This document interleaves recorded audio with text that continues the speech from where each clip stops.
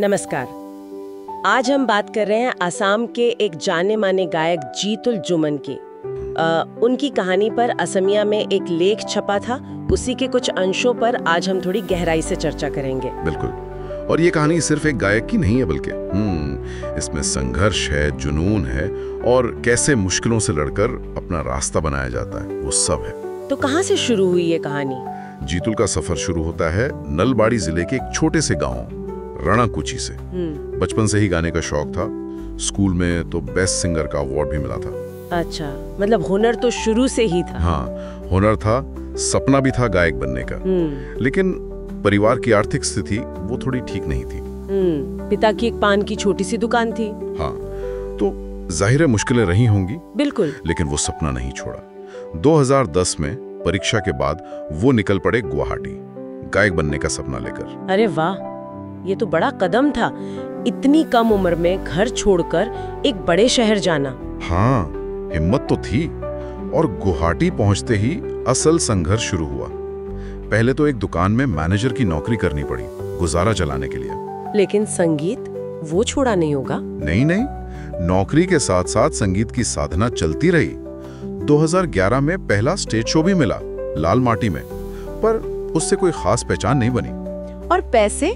Stage show से कुछ आमदनी होती थी? बहुत कम, मतलब गुजारा करना भी मुश्किल था।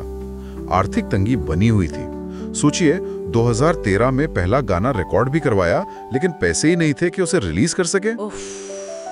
ये तो बहुत मतलब दिल तोड़ने वाली बात है, इतनी मेहनत के बाद भी रिलीज न कर पाना। सही कहा।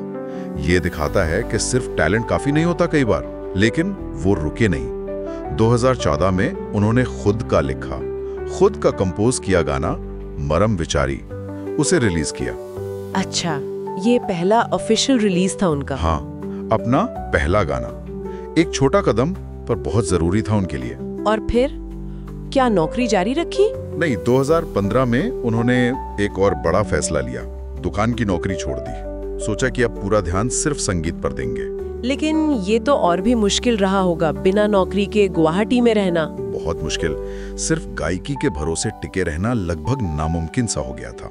2016 आते आते वो मानसिक रूप से बहुत थक गए थे।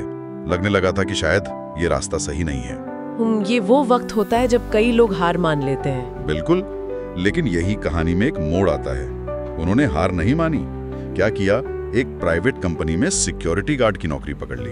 क्या? Security guard? मतलब गायकी छोड़ दी? छोड़ी नहीं, ये टिके रहने का तरीका था, अपने जुनून को जिंदा रखने के लिए एक प्रैक्टिकल कदम। और कमाल की बात यह है कि इसी नौकरी के दौरान उन्होंने चैया और मैकेनिक जैसे अपने हिट गाने लिखे। अरे वाह, ये तो कमाल है। मतलब हालात चाहे जैसे हो, हुनर अपना रास्ता ढूंढ ही लेता है। सही कहा। और फिर 2016 में ही किस्मत ने भी साथ दिया। उनके एक दोस्त हैं रिंकू मजुमदार। उनके लिखे और कंपोज किए गाने चांद डूबी बिल को जीतुल ने गायिका नमी निशा के साथ गाया। नमी निशा? अच्छा। हाँ, और ये गाना चल निकला, जबरदस्त हिट हुआ। और यहीं से जीतुल जुमन को वो पहचान मिली जिसका उन्हें सालों से इंतजार था। तो ये था वो टर्निंग पॉइंट, चांद डूबी बिल। बिल्कुल। इसके बाद शोज मिलने लगे, असम के बाहर से भी ऑफर आने लगे। फिर उन्होंने अपने वो गाने रिलीज किए जो सिक्योरिटी गार्ड की नौकरी के दौरान लिखे थे, चैया, मैकेनिक।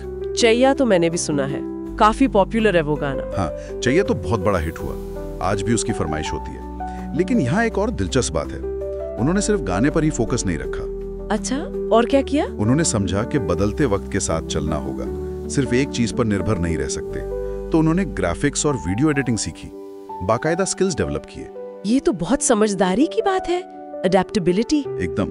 2018 में गाना सुती पहले मन जाए रिलीज किया, और साथ में एक स्टूडियो में वीडियो एडिटर का काम भी कर रहे थे। रोड सेफ्टी अवेयरनेस के लिए डिजाइनिंग का काम भी किया। एक स्कूल में म्यूजिक टीचर भी रहे। बाप रे, मतलब मल्टीटास्किंग चल रही थी पूरी। हाँ, संगीत के साथ साथ ये सब भी। और मेहनत रंग लाई। 2020 में उन्हें जर्नलिस्ट एसोसिएशन फॉर असम, मतलब JAFA, ने विशिष्ट कंठशिल्पी बंठा अवार्ड दिया। बहुत बढ़िया, डिस्टिंग्विश्ड सिंगर अवार्ड। जी। लॉकडाउन के दौरान भी वो रुके नहीं, एक न्यूज पोर्टल के साथ काम करते रहे। और फिर 2022 में आया उनका शायद अब तक का सबसे बड़ा हिट, ना खांदे। ना खांदे, हाँ, ये गाना तो बहुत ही ज्यादा पॉपुलर हुआ था। बहुत ज्यादा। इसे लोगों ने हाथों हाथ लिया और उसी साल दिसपुर प्रेस क्लब ने भी उन्हें कंठशिल्पी बंठा यानी सिंगर अवार्ड से सम्मानित किया। तो आज वो क्या कर रहे हैं? संगीत तो चल ही रहा होगा। हाँ, संगीत तो जारी है, साथ ही वो एक न्यूज पोर्टल में प्रोग्राम कोऑर्डिनेटर और लीड वीडियो एडिटर के तौर पर काम कर रहे हैं। उनकी अपनी कंपनी भी है, माँ देवतार सृष्टि, MD क्रिएशन नाम से, जो ग्राफिक्स, वीडियो एडिटिंग वगैरह का काम करती है। अच्छा, अपनी कंपनी भी? जी, और निजी जिंदगी में भी सब अच्छा है। पिछले साल अक्टूबर 2023 में उन्होंने अपनी साथी गायिका नमी निशा से शादी कर ली, 11 साल के रिश्ते के बाद। अरे वाह! नमी निशा, जिनके साथ उनका पहला हिट गाना था। हाँ, वही नमी निशा। तो कुल मिलाकर जीतुल जुमैन की कहानी ये सिर्फ एक सिंगर के स्टार बनने की कहानी नहीं है। सही कहा, ये कहानी है लगन की, मुश्किलों से ना हारने की और वक्त के साथ खुद को बदलने की, नए हुनर सीखने की। बिल्कुल। अपने पैशन को जिंदा रखते हुए प्रैक्टिकल रास्ता निकालना, उन्होंने यही किया। वाकई एक प्रेरणादायक सफर है ये। और ये हम सब के लिए सोचने का एक बिंदु भी छोड़ जाता है कि किसी भी क्रिएटिव फील्ड में या शायद किसी भी फील्ड में अपने जुनून और जिंदगी की जो जरूरतें हैं उनके बीच संतुलन कैसे बनाया जाए।